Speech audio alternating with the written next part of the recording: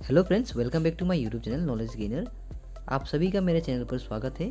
आशा करता हूँ आप सभी स्वस्थ हैं और एग्ज़ाम के लिए अच्छे से प्रिपेयर कर रहे हैं। आज मैं आप लोगों के लिए लेकर आया हूँ सीटेट जो एग्ज़ाम अपकमिंग एग्ज़ाम जो है उसका जो पेपर 1 यानी कि क्लास 1 to 5 यानी कि प्राइमरी स्टेज CDB बेस्ड जो क्वेश्चंस हैं, वेरी इंपॉर्टेंट क्वेश्चंस, जिसका पार्ट 1 मैंने ऑलरेडी अपलोड किया हुआ है, आप लोग देख सकते हैं। उसका लिंक मैं डिस्क्रिप्शन में दे दूंगा। तो आज मैं आप लोग के लिए पार्ट 2 लेकर आया हूँ जो कि काफ़ी इम्पोर्टेंट ये सीरीज रहेगा, जो कि हिंदी में रहेगा। तो प्लीज़ आप लोग वीडियो को इग्नोर ना करें, अंत तक ज़रूर देखें। और अगर वीडियो पसंद आए तो प्लीज़ अपने दोस्तों के साथ शेयर करें। और अगर आप लोगों ने अभी तक मेरे चैनल को सब्सक्राइब नहीं किया तो प्लीज़ कर दीजिए, ताकि इस तरह के नॉलेजेबल वीडियोज़ अपकमिंग फ्यूचर में भी आपको मिलता रहे। तो आइए शुरू करते हैं आज का सेशन।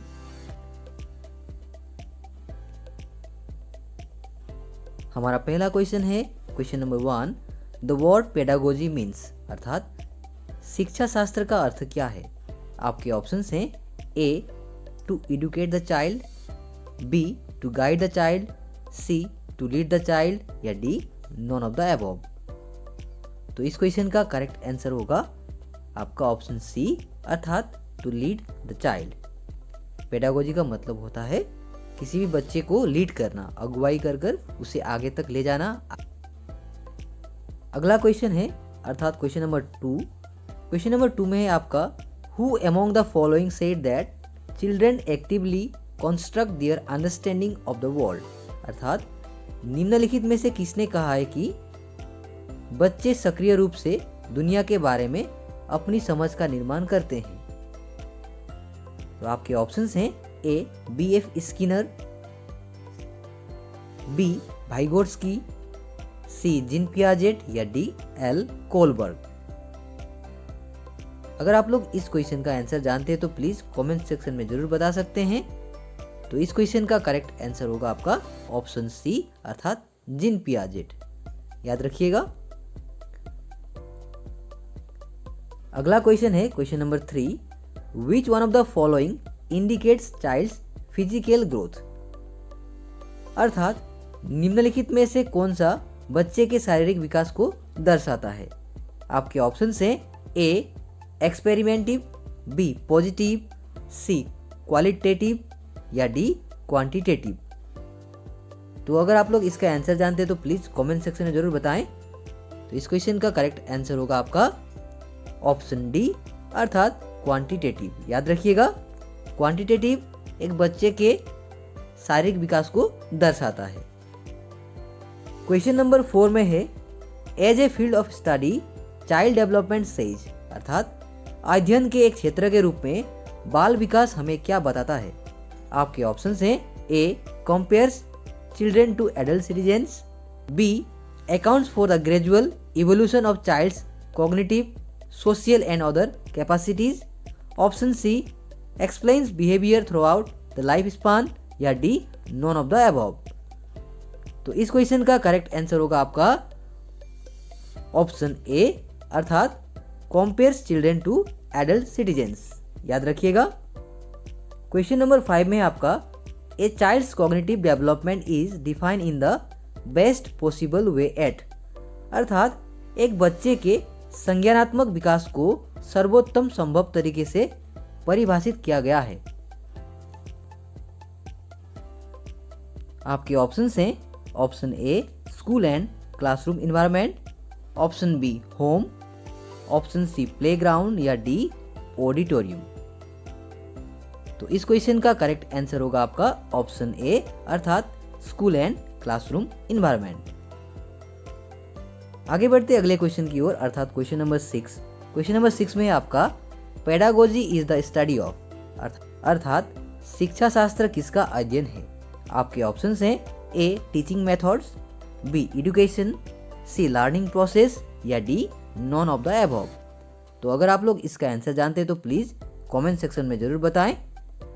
तो इस क्वेश्चन का करेक्ट आंसर होगा आपका ऑप्शन ए, अर्थात टीचिंग मेथड्स।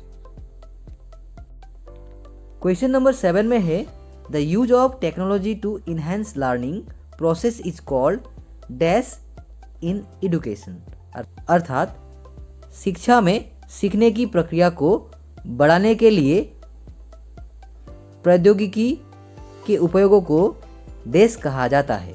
तो आपके ऑप्शंस हैं A ICT, B CT, C IT या डी ITC। तो इस क्वेश्चन का करेक्ट आंसर होगा आपका ऑप्शन ए अर्थात ICT।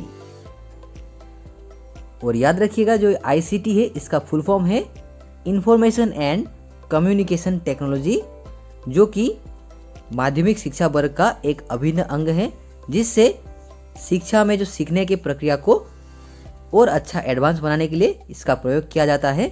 याद रखिएगा।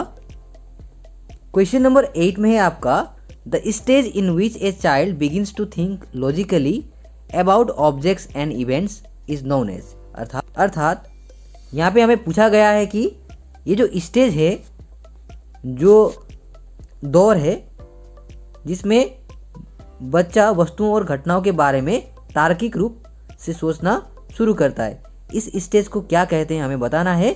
तो आपके ऑप्शंस हैं a preoperational, b concrete operational stage, c sensory motor stage या डी फॉर्मल ऑपरेशनल स्टेज। तो इस क्वेश्चन का करेक्ट आंसर होगा आपका ऑप्शन बी अर्थात कॉन्क्रीट ऑपरेशनल स्टेज। याद रखिएगा।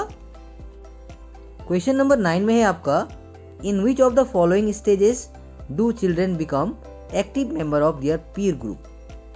अर्थात निम्नलिखित में से किस चरण में बच्चे अपने सहकर्मी समूह के सक्रिय सदस्य बन जाते हैं। आपके ऑप्शंस हैं ए अर्ली चाइल्डहुड, बी चाइल्डहुड, सी एडोलसेंस या डी एडल्टहुड। तो इस क्वेश्चन का करेक्ट आंसर होगा आपका ऑप्शन सी यानी कि एडोलसेंस। याद रखिएगा। क्वेश्चन नंबर 10 में है dash is not considered a sign of being gifted. अर्थात डैश को प्रतिभाशाली होने का संकेत नहीं माना जाता है। आपके ऑप्शंस हैं a nobility in expressions, b creative ideas, c curiosity या डी फाइटिंग विथ अदर्स। तो इनमें से कौन सा प्रतिभाशाली होने का संकेत नहीं माना जाता है। सही जवाब होगा आपका ऑप्शन डी अर्थात fighting with others. Fighting with others ये प्रतिभाशाली होने का संकेत नहीं होता है। याद रखिएगा।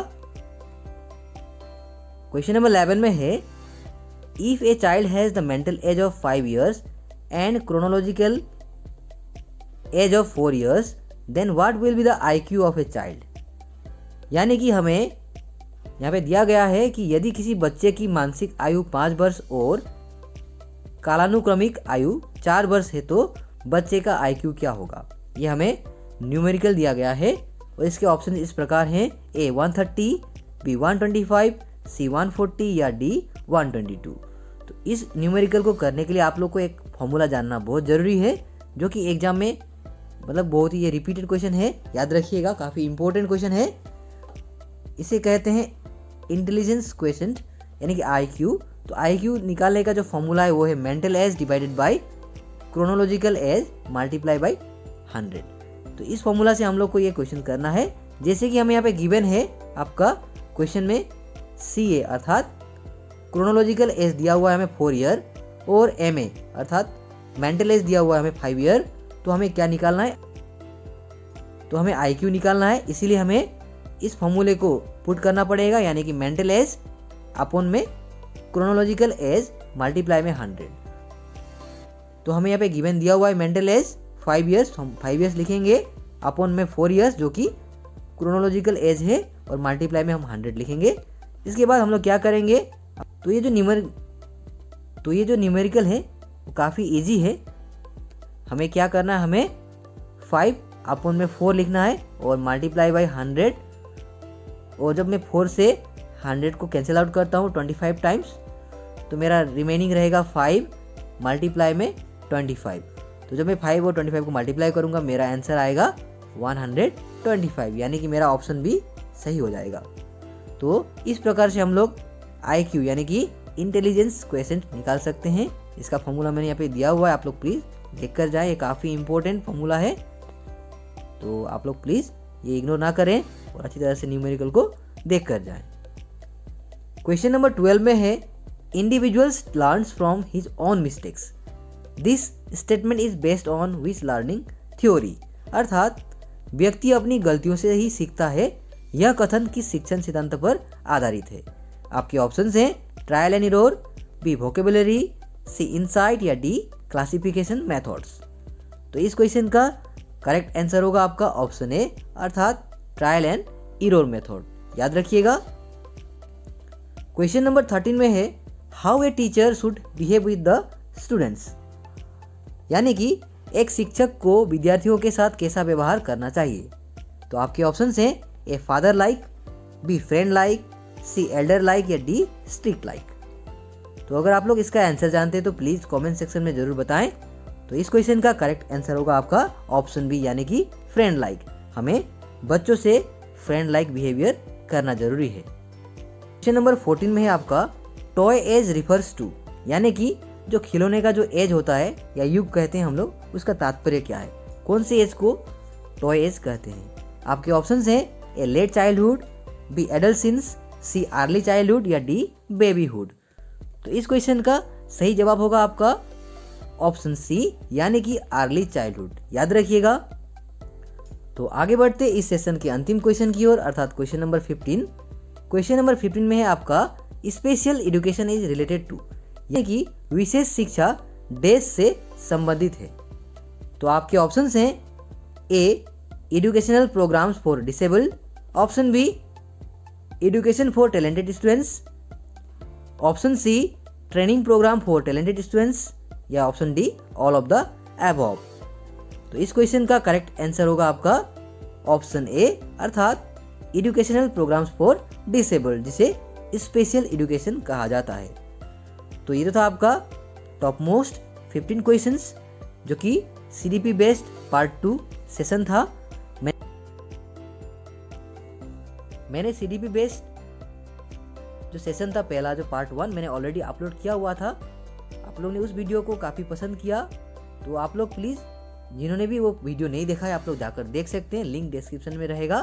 और सेशन का जो आंसर की वो भी मैंने बना दिया है, आप लोग देख सकते हैं। आंसर की यहाँ पे है, आप लोग इससे आंसर की बेसिस पर आप लोग अपने आप को टेस्ट कर सकते हैं। तो आप लोग प्लीज़ आंसर की देखें और अच्छी तरह से प्रिपेयर करें। और अगर आप लोग को वीडियो पसंद आया हो तो प्लीज़ वीडियो को शेयर करें, लाइक करें। और अगर आप लोग मेरे चैनल में नए हैं तो प्लीज़ चैनल को सब्सक्राइब कर दें। तो मिलते हैं अगले वीडियो में, तब तक के लिए सीखते रहिए, पढ़ते रहिए। Thank you so much and once again all the best for your upcoming exams.